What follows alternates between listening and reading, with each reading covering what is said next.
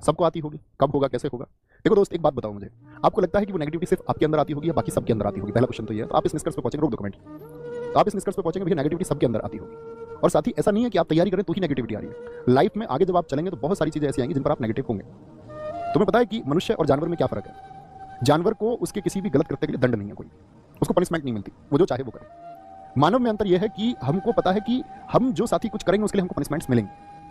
अब अगर पनिशमेंट्स जहां पर मिल रही हो तो रिवार्ड्स भी पक्का मिलते होंगे, यही अंतर है। आप पॉजिटिव साइड्स में जाएंगे, आप पॉजिटिविटी के साथ रहेंगे तो शायद आप रिवार्ड की तरफ जाएंगे, सम्मान की तरफ जाएंगे। और नेगेटिविटी यानी कि जब नकारात्मक क्षेत्र आपके पास आ रहा है और आप जान चुके हो कि नेगेटिविटी आ रही है तो वो इग्नोर करना ही होगा। और उसको इग्नोर कर देंगे तो बच जाएंगे, पॉजिटिविटी की तरफ चल जाएंगे। नहीं बचोगे आप तो सीधी सी बात, आप पनिशमेंट की तरफ जाएंगे ही। और वो पनिशमेंट होगा साथी अनसक्सेसफुल होना और रिवार्ड होगा सक्सेसफुल होना। तो भैया नेगेटिविटी से बचने का कोई ट्रिक होता है क्या? ट्रिक कुछ नहीं होता। आपको ये देखना आपके आसपास परिवेश में कौन सी चीजें हैं जो आपको नेगेटिविटी की तरफ ले जाती है। घर की आर्थिक स्थिति है तो आपको ये समझना होगा साथी कि बहुत सारे लोगों की आर्थिक स्थिति अब तक ऐसी रही है जिससे वो उभरे हैं।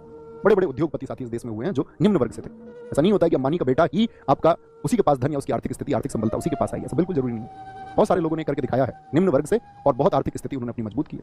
तो आपको ये सोचना होगा कि हम जो परेशान हो रहे हैं क्या सच में परेशानी हल है या फिर एक सही रणनीति हल होगी? तो आप पहुंचेंगे भैया सही रणनीति हल होगी, उसी के द्वारा हल हो सकता है।